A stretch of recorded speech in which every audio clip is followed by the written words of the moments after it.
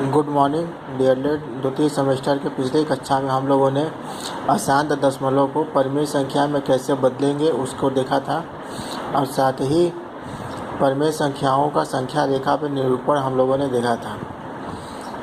अब परिमेय संख्याओं कुछ गुणों पर हम लोग चर्चा करेंगे। कोई भी दो परिमेय संख्याओं के बीच में असंख्य परिमेय संख्याएं हो सकती हैं। जैसा कि हम देख सकते हैं कि अगर हम 0 और 1 के बीच में देखें तो असंख्य परिमेय संख्याएं हम लिख सकते हैं। इसी प्रकार दो परिमेय संख्याओं को जोड़ने पर सदैव हमें एक परिमेय संख्या ही प्राप्त होती है। परिमेय संख्याओं का योग क्रम विनिमेयी होता है, अर्थात इनको किसी भी क्रम में रखकर जोड़ा जा सकता है। परिमेय संख्याओं को हम कभी भी किसी भी क्रम में रख के जोड़ सकते हैं। अब आगे हम देखेंगे परिमेय संख्याओं की तुलना। अगर हमारे पास दो या दो से अधिक परिमेय संख्याएं दी हुई है और उनका तुलना करने के लिए बोला जाए कि कौन सी परिमेय संख्या बड़ी होगी और कौन सी छोटी, तो इसको हम आसानी से बता सकते हैं। परिमेय संख्याओं को तुलना करने के लिए हम दो तरीकों को अपनाते हैं। पहला है कि परिमेय संख्याओं की तुलना करने के लिए उनके हरों को हम समान करते हैं। उनके जो हर होंगे हम ऐसी संख्याओं से गुणा करेंगे दोनों या दो से अधिक परिमेय संख्याओं के हर क्या हो, बराबर हो जाए। और उसके बाद हम देखेंगे कि जिसका अंश बड़ा रहेगा वो हमारा परिमेय संख्या बड़ा होगा और जिसका अंश छोटा रहेगा वो परिमेय संख्या हमारी छोटी होगी। दूसरा तरीका हमारे पास ये है कि हरों परिमेय संख्याओं के जो हर होंगे उनका लघुत्तम समापवर्त निकाल कर उसमें प्रत्येक हर का भाग करके अंकों का गुणा करके करते हैं। उदाहरण के लिए यहाँ हमारे पास दो परिमेय संख्या दिया हुआ है। पहला है 2/3 और दूसरी जो परिमेय संख्या है वो 3/5। इन दोनों में हमें बताना है कि कौन सी संख्या बड़ी है। तो सबसे पहले हम हरों की लघुत्तम समापवर्तक निकालेंगे। तो यहाँ पे जो हर है हमारा 3 और 5, 3 और 5 का जब हम एलसीएम निकालेंगे तो वो 15 आता है। अब हम क्या करेंगे कि दोनों परिमेय संख्याओं में 15 का गुणा कर देंगे।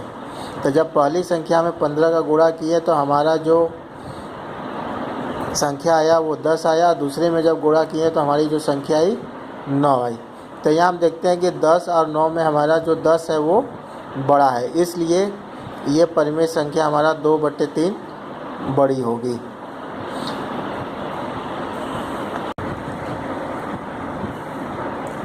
अब हम चर्चा करेंगे अपरिमेय संख्याएं।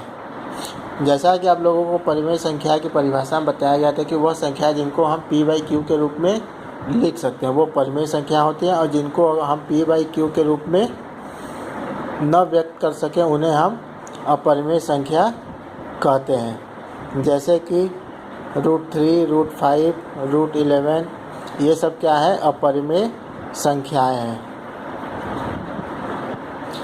और साथ ही साथ जो समस्त परिमेय संख्याओं को संख्या रेखा पर व्यक्त करने के पश्चात संख्या रेखा पर बहुत से बिंदु शेष रहते हैं, ये बिंदु अपरिमेय संख्याओं को व्यक्त करते हैं।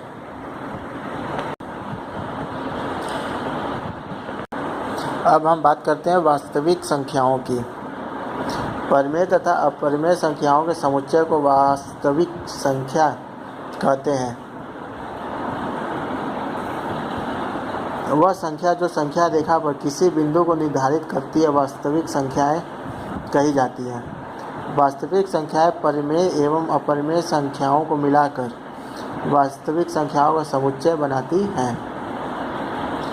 इस प्रकार प्रत्येक वास्तविक संख्या या तो परिमेय संख्या होती है या अपरिमेय। प्रत्येक वास्तविक संख्या को संख्या रेखा पर प्रदर्शित किया जा सकता है।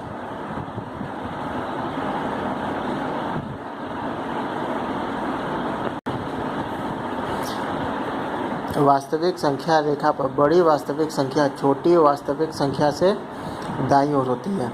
संख्या रेखा पर 0 के दाईं ओर की प्रत्येक वास्तविक संख्या धन संख्या होती है और 0 के बाईं ओर की प्रत्येक संख्या ऋण संख्या होती है।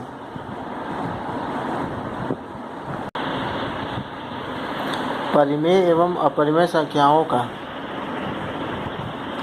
दशमलव निरूपण। परिमेय संख्या एवं अपरिमेय संख्याओं को हम दशमलव में कैसे बदलते हैं। अगर हमारे पास कोई एक परिमेय संख्या 1/2 है और उसको अगर हम दशमलव में बदलते हैं तो हमको मिलता है 0.5। इसी तरह दूसरी संख्या है 7/5 और इसको अगर हम दशमलव में बदलते हैं तो हमको मिलता है 1.4।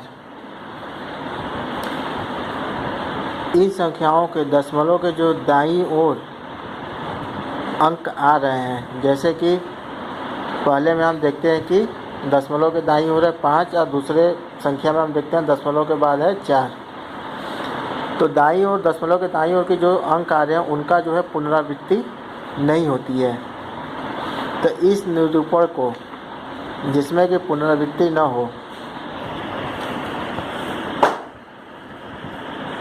शांत दशमलव कहा जाता है।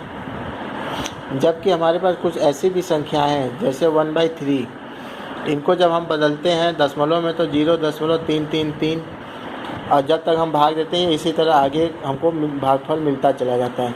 इसी तरह दूसरी संख्या है 7/6 और इसको जब हम दशमलव में बदलते हैं तो हमारा जो भागफल आता है या दशमलव में बदलने वाली जो संख्या आती है 1.666 और ये इसी तरह 6 का क्या होता है पुनरावृत्ति होता रहता है। यहाँ दशमलव के दाईं ओर के अंकों की पुनरावृत्ति होती है। इस निरूपण को अशांत या पुनरावृत्त कहते हैं। अब हमको बात करनी है रोमन संख्या की। हमारे पास हमने कई संख्याओं के बारे में पढ़ा है जिनको कुछ अंतर्राष्ट्रीय संख्याएं कहा जाता है, जबकि कुछ संख्याओं को देवनागरी संख्या कहा जाता है और एक अनदर प्रकार की संख्या होती है जिसे रोमन संख्या कहा जाता है। यहाँ पे जो एक आई की तरह आपको दिख रहा है उसे रोमन संख्या में 1 या 1 निरूपित किया जाता है। इसी प्रकार अगर 2 रेखाएं खींची जाती हैं तो उसे रोमन संख्या में 2 निरूपित किया जाता है या माना जाता है। इसी प्रकार ये रोमन संख्या में 3, 4, 5, 6, 7, 8, 9, 10। अगर अंग्रेजी का कैपिटल लेटर यल लिखा हुआ है तो उसे हम 50 मानते हैं।